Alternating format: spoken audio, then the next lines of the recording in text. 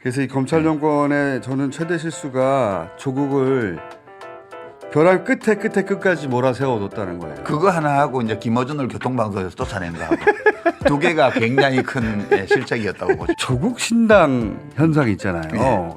조국 혁신당 우리 선거사에 전례가 없는 현상이 벌어지는데 어떻게 해석하십니까? 유시민의 언어로 좀 해석 좀 해주세요. 조국당은 두 가지를 말하고 싶은데요. 첫 번째는 이것은 제3지대 신당이 아니다. 이 조국당 이제 약칭 조국당이라고 하죠. 이건 뭐 조국이 만든 당이고 조국의 당이에요. 맞죠. 그 사람이 없어서 나오지 않았을 당이고 절대. 아, 지금도 조국이니까 여기까지 온 거죠. 그렇죠. 조국혁신당은 민주당의 스피노프 정당이에요. 스피노프라는 거는 기업 분리 경영하게 쓰는 용어인데 이렇게 가지쳐서 나가는 거예요. 그렇죠. 예. 그뭐 대학 연구실에서 뭐 새로운 연구 성과 나오면 그걸로 창업을 하잖아요. 이걸 스피노프 창업이라는 말로 쓰기도 하는데, 그러니까 연구사업단에 기대서 이제 기업을 하나 만드는 거죠. 그런 식으로 만들어진 민주당의 스피노프 정당이에요. 두 번째는 정치 비평은 일기예보 비슷한데 유체역학이에요. 동역학이거든요. 되게 이 조국당은 날씨 예보 기상학으로 표현하면 장마철에 발생한 강소형 태풍이에요.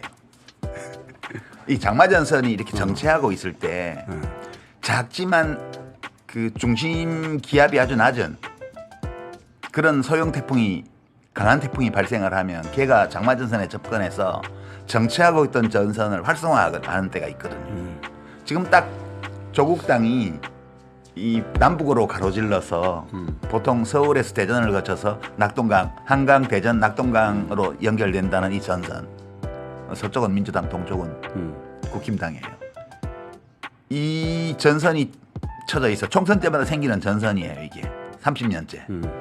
근데 이게 약간 정체 상태에 있었는데 있었죠. 이 조국당이라는 소형이지만 강력한 그 헥토파스칼이 아주 낮은, 그러니까 강력한 중심을 가지고 있는 이 소형 태풍이 이 장마전선에 다가오면서 전선을 활성화했어요. 비 오고 막 바람 불고 그렇습니다. 그럼 전선을 동쪽으로 슬금슬금 밀어내고 있어요, 지금.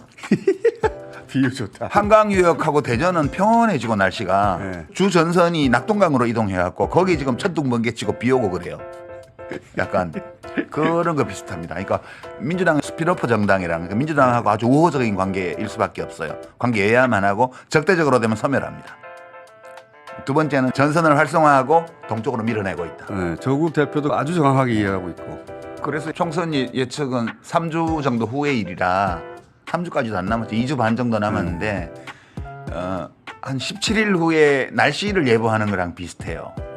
그게 힘든 일이라고요. 그렇죠. 그렇지만 지금 추세로 이렇게 보면 어느 정도 확실한 영향을 남길 것 같다, 이번 총선에서. 영향은 자국은 확실하게 남길 것 같아요. 네, 네. 그런 정도 생각입니다. 근데 왜 이렇게까지 이게 커졌습니까? 처음에 등장했을 때만 하더라도 사람들이 보수 진영에 있는 사람들뿐만 아니라 진보 진영에서도 대체로 뭐 한 자릿수 숫자 정도, 한 두세 석 조국 정도 당선시키고 끝날 것이다라고들 많이 했거든요. 근데 이제 이게 어쩌다가 이렇게까지 20% 넘어가는 숫자들이 나오고 있는 거야. 그게 민주당 스피노프 정당이라서 그래요. 그러니까 이 조국당이 걸고 있는 제일 큰 구호가 뭡니까? 검찰 독재 정권의 조기종식이잖아요. 네. 이게 많은 유권자들의 마음에 있어요. 정말 제발 그랬으면 좋겠다. 너무 걱정된다. 이렇게 해서 3년 이상을 더 간다는 것은 나라가 망하지 않나. 그리고 눈 뜨고 봐줄 수가 없다 하는 짓이. 라는 분노를 마음에 가지고 있는데, 민주당이라는 이 큰 당이 당의 이름으로 조기종식 이렇게 걸기는 힘들어요. 윤석열 나가 이 얘기잖아요. 3년 너무 길다. 네. 그러니까 이 얘기를 민주당은 그 당 이름으로 걸고 나가기가 어려워요. 민주당은 중도개혁 정당이기 때문에, 중도진보 정당이기 때문에. 그래서 민주당 지지층 중에서 좀 전투적인 어떤 태도를 가진 분들이 민주당에 만족을 못한 거야. 좀 매운맛을 먹고 싶은데 너무 순한 맛이야. 이러던 차에 그냥 청양고추 팍팍 뿌린 라면이 앞에 딱 나온 거예요. 그 젓가락이 갈 수밖에 없는 거죠. 최초에는 그렇게 시작이 됐고요. 근데 원래 젓가락을 담는 사람들이 보면 민주당 전통적인 지지자만 지금 젓가락을 담는 게 아니에요. 그 다음 단계. 그 사람들이 막 맛있게 먹잖아. 옆에서 보고 옆에서 이렇게 저 보고 맛있나 보다. 그 식당 안 오는 사람이 지나가면서 통유리로 보니까 되게 맛있게 먹는 줄 거야. 길게 서 있네. 근데 약간 동정 여론도 있는 것 같아요. 그러니까 측은지심도 있죠. 예, 무당파 혹은 중도층의 자유주의자들 중에는 자기가 꼭 민주당 편을 들거나 조국 편을 드는 건 아닌데 좀 너무했던 것 같아. 그렇지. 그럼 너무했을 뿐만 아니라 친의 편에 대해서는 아주 섬틀 같잖아요. 상대방에 대해서는 핵폭탄 같고. 그 말을 공개적으로 못 하는데 표를 던짐으로 그 말을 대신하는 거거든요. 그렇죠. 조국당의 여론조사 때 조국당에 표 줄 거야라고 말함으로써 네. 그런 감정, 그런 생각을 표출하고 있는 거예요. 이게 이제 중도 무당층 자유주의자들이 여기 가세한 거예요. 그러면서 20%를 넘긴 거죠. 그 보수 중에도 보면 내가 뭐 전통적으로 내가 오랫동안 국민의힘 지지해 왔는데 야, 저건 너무했어. 이런 사람들이 있어요.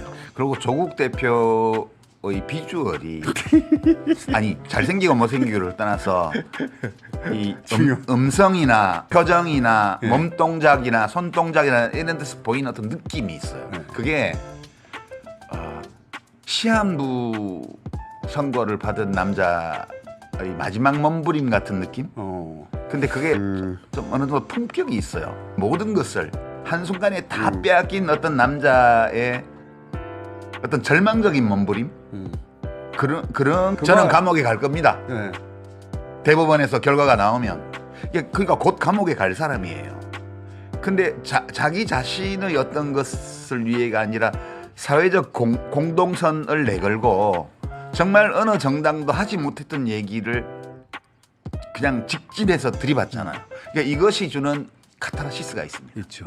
그러니까 조국이라는 사람의 스토리를 지난 5년 전부터 생각해 보세요. 약간 그 그리스 비극이 가지고 있는 요소가 있어요.